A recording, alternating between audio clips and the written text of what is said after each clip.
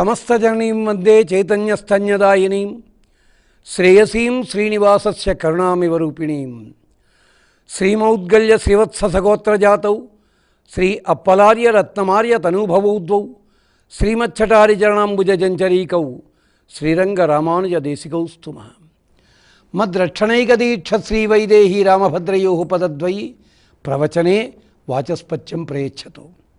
భగవద్బంధులరా, భీష్మ ఏకాదశి శుభదినాన్ని పురస్కరించుకుని అశేష భక్త వాహిని మండలికి మంగళాశాసనాలు.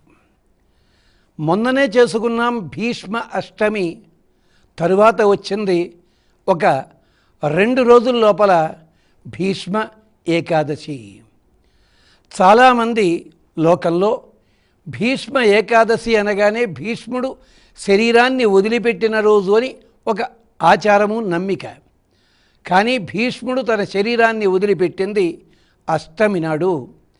కృష్ణ పరమాత్మ ప్రత్యేకించి ఏకాదశి నాడు, అంటే తరువాతి ఏకాదశి నాడు పాండవులందరి చేత, ఇతర బంధువుల చేత, సకల రాజమండలము చేత కూడా భీష్మునికి నివాళులు అర్పింపజేసిన వైభవమైన తిథి భీష్మ ఏకాదశి. జరిగిన పని ఏమిటంటే, భీష్ముడు అంపశయ్య మీద ఉండగా ధర్మరాజుకి పట్టాభిషేకాన్ని సంకల్పిస్తే ధర్మరాజు సిద్ధపడలేదు. సిద్ధపడకపోతే కారణం ఏమిటి? ఇంతమందిని చంపాను, ఇంతమంది నానాయాతన పడుతున్నారు, మరణించిన వాళ్ళందరూ కూడా నన్ను తిట్టిపోసుకుంటున్నారు, వాళ్ళ బంధువులంతాను. ఇలాంటి సమయంలో నెత్తురు కూడు తినజాలను, నేను అడవికి వెళ్ళిపోతానని కూర్చున్నాడు. అప్పుడు వ్యాసుడు బోధించాడు, బంధువులు బోధించారు, కృష్ణ పరమాత్మ కూడా బోధించాడు.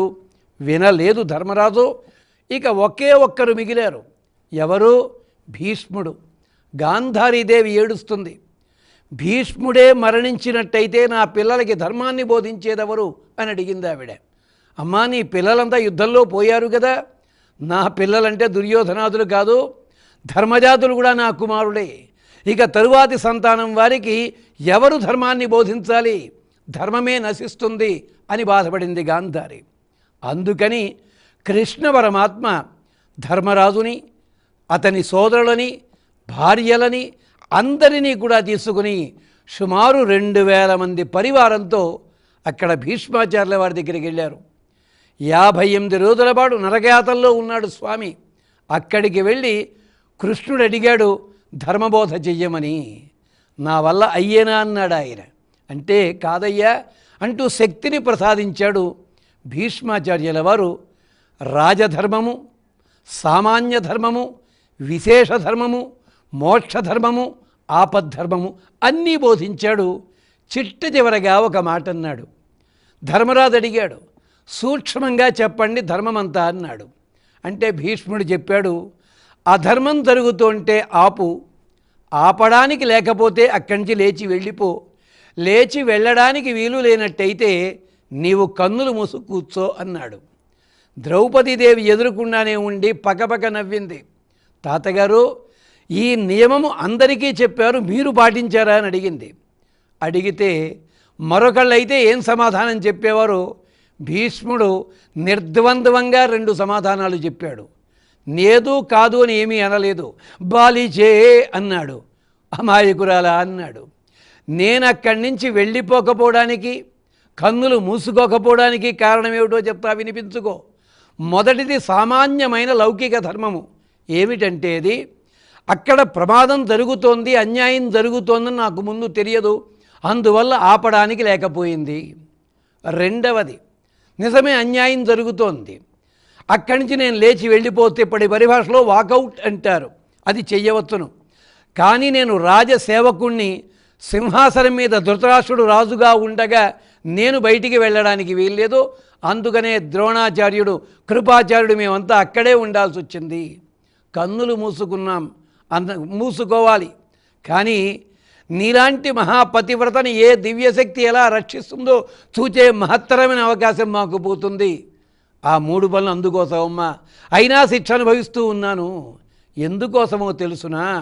ఇప్పుడు అసలు కారణం చెప్తాను. మన శరీరములో ఉండే తత్వములు కానీ బుద్ధి కానీ తిండి తిని పెరుగుతాం మనం, ఆ తిండి మీద ఆధారపడి ఉంటాయి.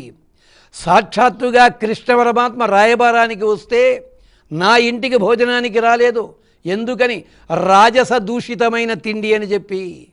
మరి ద్రోణాచార్యుల వారి ఇంటికి వెళ్ళలేదు, తామస గుణము నిండిన తిండి అక్కడ ఉంది. మరి ఎవరింటికి వెళ్ళాడు? విదురుని ఇంటికి వెళ్ళాడు. అంటే భగవంతుడి ఇంటికి వస్తే ఆతిథ్యం ఇవ్వడానికి కూడా నోచుకోలేని దుర్మార్గ బతుకు నాదయ్యింది. దుర్యోధనుడు పెట్టే తిండి తిని పెంచిన శరీరము, అందుకని దుర్యోధనుడి ఇంటికి కూడా వెళ్ళలేదు పరమాత్మ. పరమాత్మ అసహ్యించుకున్న తిండిని తిని పెంచిన శరీరము, కొన్నేళ్లుగా ఆ తిండి తిన్నానే, నా మనసులో వల్ల ధర్మం ఉంటుందా తల్లి అని అడిగాడు. ఆ ధర్మం పాటించలేదు కనుకనే ఇదే అనుభవిస్తున్నాను నేను. భీష్ముడు చెప్పిన మాట విని కృష్ణ పరమాత్మ కన్నుల నీళ్లు పెట్టుకున్నాడు. ఓహో, ఎంతటి మహనీయుడితడు, అందుకని కదా భీష్మ ఆచార్యుడనే పేరు తనకి. అందుకని మనస్సులోనే ఒక వరం ఇచ్చాడు భీష్మాచార్యుల వారికి. ఏమిటా వరం? ముందుకు చెప్పుకుందాం ఆ వరం ఏమిటన్నది. అంచేత రాజధర్మాన్ని, ఆపద్ధర్మాన్ని, మోక్షధర్మాన్ని అన్నీ కూడా బోధించాడు ధర్మరాజుకి భీష్ముడు. అప్పుడు ధర్మజ పట్టాభిషేకం జరిగింది. అప్పటికి కూడా భీష్ముడు అంపశయ్య మీదే ఉన్నాడు. ఏ రకములైన రక్షణ లేదు, ఏ రకమైన ఆహార పదార్థములని ఇవ్వడము లేదు, ఏమీ లేకుండా అలాగే పడి ఉన్నాడు. కానీ భీష్ముడు చేసిన ఒక గొప్ప పని ఏమిటి అంటే, తాను మరణించే ముందు సప్తర్షుల దర్శనం చేసుకున్నాడు. తాను శరీరాన్ని రథం మించి కింద పడిపోతోంది. ఆ రోజుని 10వ రోజు యుద్ధంలో సాక్షాత్తు గంగానది వచ్చి పట్టుకుంది, తన తల్లిగారు వచ్చి పట్టుకుంది. అష్టవసువులంతా వచ్చారు అక్కడికి. అంటే మరణించే ముందు తన వాళ్ళందరినీ కన్నులారా చూసుకున్నాడు ఆయన. దేవతల్ని చూచాడు. తన మరణానికి కారణమైన ఎవరిని కూడా దూషించలేదు, ద్వేషించలేదు. ఆఖరి కర్ణుణ్ణి కూడా చూచి, నాది రోషంబు కానీ శిక్ష కాదు నాయనా, జాగ్రత్త, నీ మీద కోపమేం లేదు, నీకు శిక్షణ కలిగించానయ్యా అన్నాడు. ఎవరి మీద కక్ష పెట్టుకోలేదు, మనస్సు ప్రశాంతంగా అట్టే పెట్టుకున్నాడు. తాను ఆచరించే ధర్మాన్ని సక్రమంగా ఆచరించాడు. అలాంటి స్థితి లోపల మాఘమాసంలో అష్టమి తిథి నాడు శరీరాన్ని వదిలిపెట్టాడు భీష్ముడు. మరి భీష్మ అష్టమనం చేసుకోవాలి, భీష్మ ఏకాదశిని ఎందుకు చెప్పాల్సి వచ్చింది అంటే, భీష్ముడు చేసుకున్న ఒక గొప్ప పని ఏమిటి అంటే, పరమాత్మని తలుచుకున్నప్పుడలా పులకించిపోయాడు. మనకి చేతనవుతుందా? భగవంతుడిని తలుచుకుంటే పులకించిపోగలమా? దేవాలయంలోకి వెళ్ళి స్వామి దర్శనం చేసుకుని ప్రసాదం స్వీకరించి ఆ కొబ్బరి చిప్పో ఏదో పట్టుకుని బయటికి వచ్చి గట్టు మీద కూర్చుని భగవంతుడిని తలుచుకుంటామా? అన్ని రకాల మాటలు మాట్లాడుకుంటాము. దర్శనం అంటే ఏమిటో తెలుసునా? తిరిగి వచ్చి మెట్టు మీద కూర్చుని కన్నులు ఒక్కసారి లిప్తకాలం మూసుకున్నట్టయితే ఇంతకుముందు నీవు చూచిన భగవంతుని స్వరూపము, అమ్మవారి స్వరూపము నీ కళ్ళ ముందుంటే అది నిజమైన దర్శనము, అది నిజమైన భక్తి. అది మనకుందా? లేదు. భీష్మాచార్యుల వారికి ఉంది. అందుకనే అంటాడు, అద్య ప్రవిష్టోస్మి గ్రీష్మే హి శీతమివ క్రదం అద్య బ్రహ్మ ప్రవిష్టోస్మి. నాయనా ధర్మజ, ఇంతవరకు మాట్లాడాను, కొంచెం విశ్రాంతి తీసుకుంటానయ్యా. ఎందుకంటావా? స్నానం చేసి వస్తానన్నట్ట. స్నానం ఎక్కడ చేస్తావు నువ్వు? లేదయ్యా, స్నానం అంటే అర్థం అది కాదు. ఒక్కసారి కందులు మూసుకుని భగవద్ధ్యానం చేసుకుంటాను. అప్పుడు ఏమవుతుందో తెలుసునా? వేసవి కాలంలో ఎండ వల్ల దెబ్బతిన్నవాడు చల్లటి నీళ్లలో గడుగు పెడితే ఎంత బాగుంటుందో అలాంటి ఆనందాన్ని నేను పొందుతాను. గ్రీష్మే శీతమివ క్రదం, గ్రీష్మకాలంలో చల్లటి మడుగులో గెడుతున్నట్టుగా. కానీ ఇక్కడో చమత్కారం ఉన్నది. వేసవి కాలంలో మడుగులో ఉండే పైనీళ్లు వెచ్చగా ఉంటాయి, కింద పొరల్లో చల్లగా ఉంటాయి. భగవద్గుణానుసంధానం కూడా భగవంతుణ్ణి ఆరాధన చేసేటప్పుడు పైని కష్టంగానే అనిపిస్తుంది, కానీ ప్రారంభించగానే చల్లదనం కలుగుతుంది. అలాగా భీష్ముడు 58 రోజులలో రోజుకి 24 గంటలు భగవంతుణ్ణి ధ్యానం చేశాడు. అది మొదటి విశేషము. రెండవది, భగవంతుడు తన శాస్త్రాన్ని తనంతట తాను కూర్చుని విన్న సందర్భాలు రెండు. మొదటిది శ్రీమద్ రామాయణంలో ఉంది. కుశలవులు రామాయణ గానం చేస్తుంటే రామచంద్ర స్వామి స్వయంగా ఉండి తన గాథ విన్నాడు. అలాగే ఇక్కడ కూడా భీష్మాచార్యుల వారు విష్ణు సహస్రనామ స్తోత్రాన్ని చెప్తూ ఉంటే అంటే శ్రీ మహావిష్ణువు గాథలన్నీ కూడా పొదిగిన ఒక్కొక్క నామాన్ని, అపురూపమైన నామాన్ని పలుకుతుంటే సాక్షాత్తు కృష్ణ పరమాత్మే ఎదురుకుండా ఉన్నాడు. ఇది జరుగుతున్నది. అలాంటి అద్భుతమైన సన్నివేశాన్ని చూచిన తరువాత పరమాత్మ ఆనందపడ్డాడు.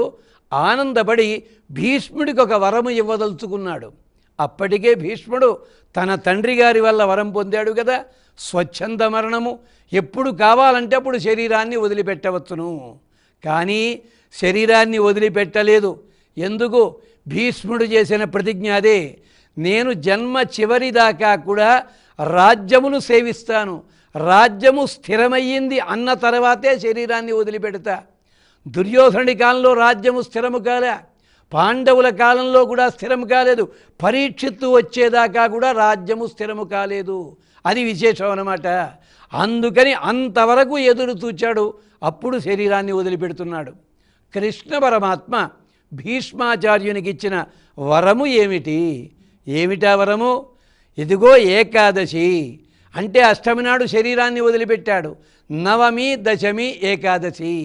ఇక ఈ ఏకాదశిని భీష్మాచార్యుల వారి పేరు మీదుగా ఆచరించాలి. అంటే తన మీద అంతటి విశ్వాసాన్ని, అధ్యవసాయాన్ని, ప్రపత్తిని చూపించిన భీష్మాచార్యునికి భగవంతుడు చూపించిన కృతజ్ఞత. అందుకనే స్వామికి పేరు కృతజ్ఞ. కృతం జానాతి. ఎవరెవరు తన కోసం ఏమి చేశారో వాటన్నిటిని కూడా గుర్తు పెట్టుకుని దానికి తగ్గట్టుగా ఆ వాళ్ళకి వరాలు ఇచ్చేవాడు పరమాత్మ. కృతం జానాతి అంటే మంచినే గుర్తుపెట్టుకుంటాడు, చెడుని మాత్రం గుర్తుపెట్టుకోడు. అది విశేషం అక్కడ. అంతేకాదు పరమాత్మ భీష్ముణ్ణి కోప్పడకపోవడానికి, నీ వల్ల కదా ఇంత జరిగిందన్నాడే, అది కోప్పడకపోవడానికి కూడా ఓ కారణం ఉంది. ఏమిటది? అసలు కృష్ణావతారం దేనికి? మహారాజులందరూ కూడా రాక్షసాంశాలతో పుట్టారు, రాజ్యాల్ని పాడు చేస్తున్నారు. వాళ్ళందరూ మరణించాల్సిన సమయం ఎక్కడ? కురుక్షేత్ర సంగ్రామానికి. అంచేత కురుక్షేత్ర సంగ్రామంలో వీళ్ళంతా మరణించాలి అంటే ఒక భయంకరమైన సన్నివేశం జరగాలి. ఏమిటది? రాజసూయం జరిగిందప్పుడు. రాజసూయం జరిగిన 10 ఏళ్లకి ఇలాంటి ప్రమాదమైన యుద్ధం వస్తుందని నారదుల వారు చెప్పారు. ఆ యుద్ధానికి నాందేమిటి? ద్రౌపదీ వస్త్రాపకర్షణము. ఇది జరిగినది.